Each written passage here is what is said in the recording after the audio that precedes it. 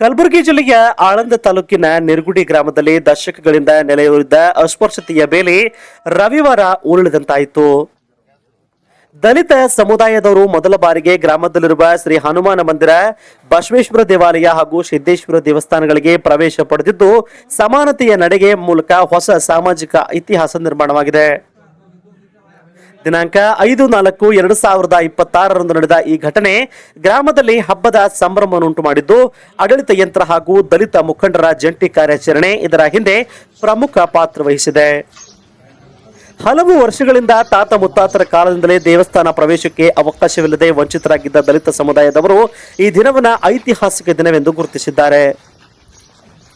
ಕಾರ್ಯಕ್ರಮದ ಅಂಗವಾಗಿ ಅಧಿಕಾರಿಗಳು, ಪೊಲೀಸರು ಹಾಗೂ ಗ್ರಾಮಸ್ಥರ ಸಮ್ಮುಖದಲ್ಲಿ ದಲಿತ ಸಮುದಾಯದವರು ಶಾಂತಿಯುತವಾಗಿ ಸಮಾನತೆಯ ನಡೆಗೆ ನಡೆಸಿ ದೇವಸ್ಥಾನಗಳಿಗೆ ಪ್ರವೇಶಿಸಿದರು. ಯಾವುದೇ ಅಹಿತಕರ ಘಟನೆಗಳು ಸಂಭವಿಸದಂತೆ ಕಟ್ಟುನಿಟ್ಟಿನ ಭದ್ರತಾ ಕ್ರಮಗಳನ್ನು ಕೈಗೊಳ್ಳಲಾಯಿತು.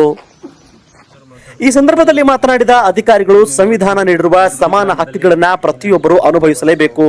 ಅಸ್ಪೃಶ್ಯತೆ ಎಂಬ ಸಾಮಾಜಿಕ ಕೆಡುಕು ನಿರ್ಮೂಲನೆಗೆ ಇಂತಹ ಕ್ರಮಗಳು ಅಗತ್ಯ ಎಂದು ಹೇಳಿದರು. ಇನ್ನು ದಲಿತ ಮುಖಂಡರು ಈ ಬೆಳವಣಿಗೆಯನ್ನ ಸ್ವಾಗತಿಸಿ, ನಮ್ಮ ಹಿರಿಯರು ಅನುಭವಿಸಿದ ನೋವು ಇಂದಿಗೆ ಕೊನೆಗೊಂಡಂತಾಗಿದೆ.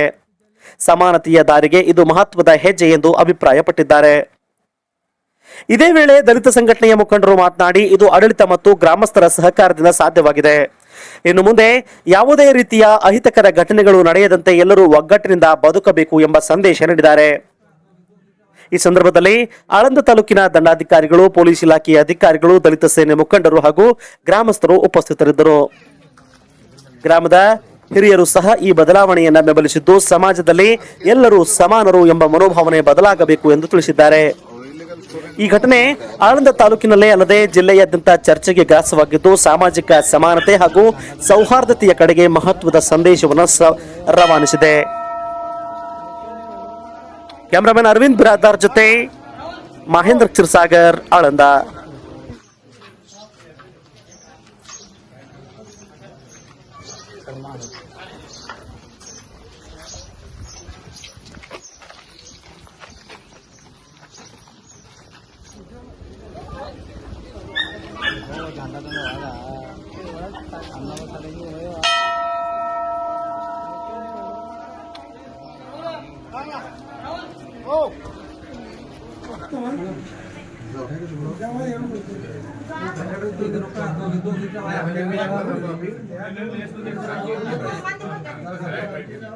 ಇವರು ತಮ್ಮ ಜೊತೆ ಬಂದು ಪ್ರವೇಶ ಮಾಡಲಿಕ್ಕೆ ಏನಪ್ಪ ಅಂತಂದರೆ ಸರ್ಕಾರ ನೀಡಿರ್ತಕ್ಕಂಥ ತಮ್ಮೆಲ್ಲರಿಗೂ ಗೊತ್ತೇ ಇರತಕ್ಕಂಥದ್ದು.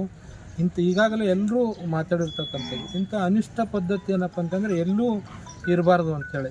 ಧನರಾಜ್ ಒಂದು ಮಾತು ಹೇಳಿದ್ರು, ಸುಮಾರು 25 ವರ್ಷಗಳ ಹಿಂದೆ ಏನಪ್ಪ ಅಂತಂದರೆ ಅಲ್ಲಿ ಬರಬೇಡ ಅಂತೇಳಿ ಯಾರೋ ಪೂಜಾರಿ ಹೇಳಿದಾಗ ಅವ್ರು ಅವತ್ತಿನಿಂದ ಇಲ್ಲಿವರೆಗೂ ಆ ಗುಡಿಯ ಒಂದು ಕಟ್ಟಿ ಹತ್ತಿಲ್ಲ ಅಂತೇಳಿ. ಇವತ್ತು ಏನಪ್ಪ ಅಂತಂದರೆ ಒಂದು ಐತಿಹಾಸಿಕ ದಿನ ಅಂತಕ್ಕಂಥದ್ದು.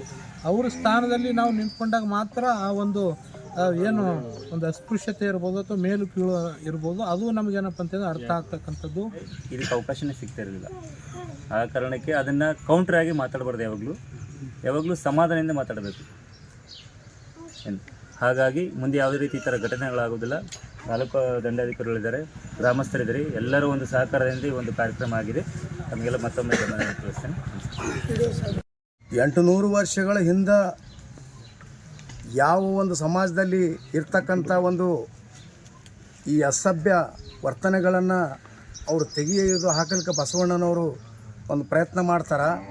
ಅದನ್ನು ನಾವು ದಾರಿದೀಪವಾಗಿ ಡಾಕ್ಟರ್ ಬಾಬಾ ಸಾಹೇಬ್ ಅಂಬೇಡ್ಕರ್ ಒಂದು ಆ ತತ್ವಗಳನ್ನು ಅನ್ವಯಿಸಿಕೊಂಡು, ಬಸವಣ್ಣನವರ ಒಂದು ತತ್ವಗಳನ್ನು ನಾವು ಅನ್ವಯಿಸ್ಕೊಂಡು ಹೋಗೋದಾದ್ರೆ ಇವತ್ತು ನಮ್ಮಲ್ಲಿ ಒಂದು ಸಣ್ಣ ಒಂದು ಭೇದ ಭಾವನೂ ಬರಲಂತ ಒಂದು ಸಮಾಜದಲ್ಲಿ ನಾನು ಈ ಒಂದು ವೇದಿಕೆ ಮುಖಾಂತರ ನಾನು ಹೇಳ್ತಾ ಇದ್ದೀನಿ. ಸಾಮಾಜಿಕ ಒಂದು ಅನಿಷ್ಟ ಪದ್ಧತಿಯನ್ನು ಹೋಗಲಾಡಿಸಲು ತಾವೆಲ್ಲರೂ ಕೈ ಜೋಡಿಸಿದ್ದೀರಿ.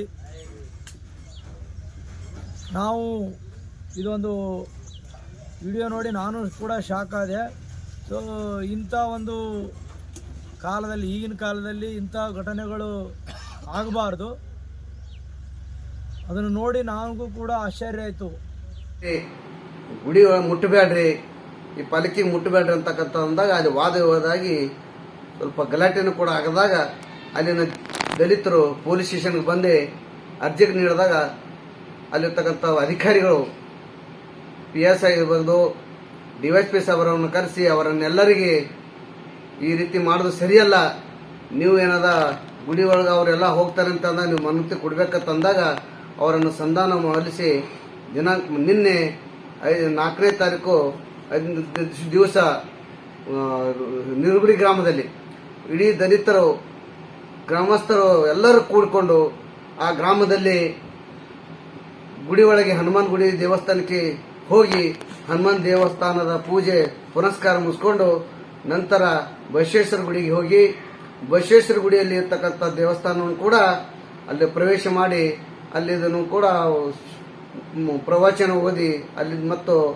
ನಂತರ ಸಿದ್ದೇಶ್ವರ ದೇವಸ್ಥಾನಕ್ಕೆ ಹೋಗಿ ದೇವಸ್ಥಾನ ಕೂಡ ಪ್ರವಚನ ಮಾಡಿ ಅಲ್ಲಿಗೆ ಆರತಿ ಬೆಳಗುವ ಮುಖಾಂತರ ಮಹಿಳೆಯರೊಂದಿಗೆ ಇವತ್ತು ಗುಡಿ